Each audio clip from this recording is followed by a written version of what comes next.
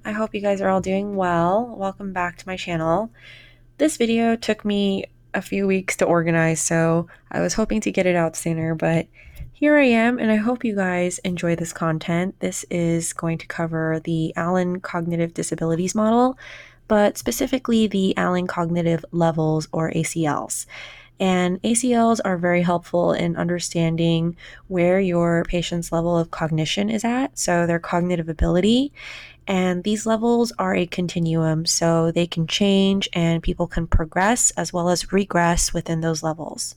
This model is based off of Piaget's developmental theory as well, so you may see some overlaps or similarities. So let's move on to what you guys are really here for, which is what does each ACL really mean? So knowing a patient's ACL really helps us understand their problem-solving ability during functional tasks. And as OTs, that's very important because everything we do is based off of how are we going to help people become independent in their ADL. This video is mainly focusing on what each level entails, but I wanted to give you a little background information on the screening assessment in order for you to understand what we're really covering. So how does the Allen Cognitive Level Screening work? Basically, an OT is going to be observing a patient's ability to complete 3 visual motor tasks, and each of them will increase in difficulty. Each are involving leather lacing stitches, and I will show you some pictures and videos as we go along. This is a quick, standardized way to observe what level a person's processing, performance, motor, and cognitive skills are at based on the completion of a task. Since we're discussing cognition, ACLs are going to be very relevant in populations where cognition is impacted, such as our Alzheimer's and dementia population.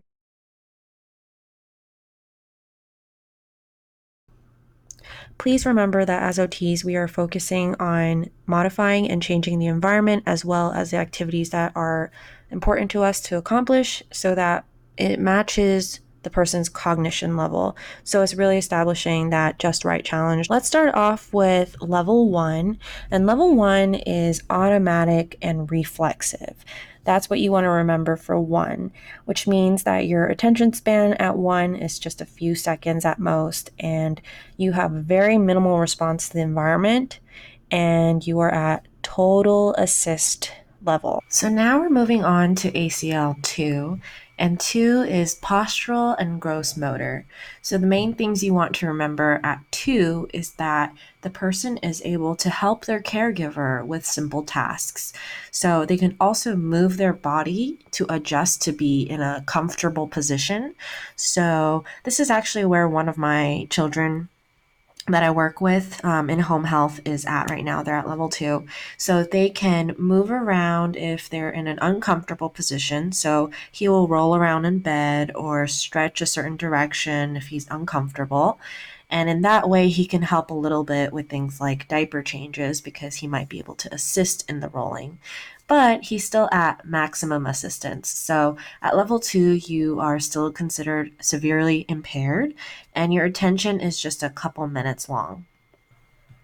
At level 3, we are at manual and repetitive. At level 3, you are able to learn simple tasks with a lot of repetition. So repetitive training becomes very important at level 3. Through this repetition, you're able to work on familiar ADL, which makes sense because those are routines and consistent in your daily life.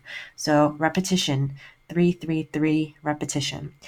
And your attention span is at 30 minutes and your assistance level drops to moderate assist. So as I said earlier, at this stage, you're able to imitate a running stitch. So I drew the number 3 next to the level in a running stitch so that you can remember that at level 3, people are able to imitate that up, down running stitch. At ACL 4, we are at goal-directed and familiar. So 4 is one of my favorites and easiest to remember because of some personal connections that I can make to it. At the level 4.6, which I drew in a little house to the left of the level, is when a person can go home. In my immediate household, I have 4 members in the family, so I can automatically associate being at home and being with family with 4 people. That's not the case for everyone, but maybe that story will help you guys remember it.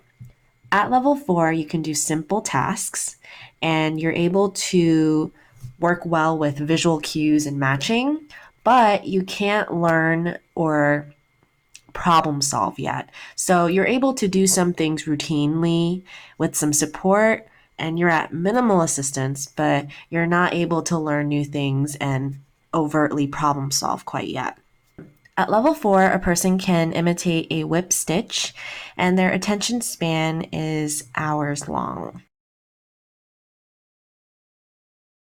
At level 5, you can continue to work on projects and crafts, and you'll see a little bit more creative liberty and control. So you'll see that the individual will have more interest in maybe choosing what material they want to work with or what color they want to choose, but they're really still working on controlling impulse and frustration tolerance. So if they run across a difficulty, that's when this overt trial and error is happening, where they have to kind of work through, how do I get through this? This is very frustrating and might need some support there. At level 5, your attention is now weeks long. So I like that this is easy to remember because your attention is weeks long, and also you need weekly supervision because even though at level 5 there's a lot more independence and exploring, we're still working on this trial and error that is more overt processing and not just a natural process. So at this level, people are able to imitate a simple Cordovan stitch. Now we are on the final level, which is level 6. And at level 6, everything is planned and mental problem solving. So at this stage, there is no cognitive disability. And that means that they're able to problem solve. They can use their analytical reasoning skills. They can work through multi step activities. And they have covert mental trial and error. So remember in level 5, it was overt. So they still had to kind of work through that process out loud, basically. But once you're at level 6, you're able to mentally problem solve and take care of all of this on your own. And I put a little thing at the bottom that says plan to meet at 6. I thought that was a nice way to remember it. A lot of times when you're planning to meet up with a friend, dinner time tends to be around 6. So, hey, let's meet up at 6. Let's plan to meet at 6. Alrighty, so now that we're done reviewing all the levels, I want to go over how they correlate with groups, especially if you're studying all the mental health topics. So we need to understand what kind of intervention is appropriate for our participants at different levels. So I kind of put this little cheat sheet together, and it's very basic, so it's not going in super in depth or anything like that, but it helps to break down what to expect at each level. So at level 1, since the person is profoundly impaired, they are not going to benefit from any kind of group activity. So we can quickly move on to level 2. At level 2, remember we're at postural and gross motor. So since there is a little bit more postural movement, this is a great time to work on copying movements. Level 3 is manual and repetitive. So that's exactly what you can focus on. You can focus on activities that can tie in with your ADL that are simple, familiar, and repetitive, and continue to work on repeating that task to get it down to an art. At level 4, we're at goal directed and familiar. So since people at level 4 can do simple tasks, this is when you can start to kind of whip out some of these like arts and crafts projects or little activities that they can work on with maybe some visual or like written directions. At level 5, you can basically bump up from level 4 and continue to work on different craft projects, but you would expect the person to have a little bit more independence in how they want to approach it. So it could be a little bit more creative and abstract. So things like clay modeling or putting little tiles into like a trivet. So creating like some kind of design. So there's a little bit more liberty in that since they're at that more exploratory, independent phase.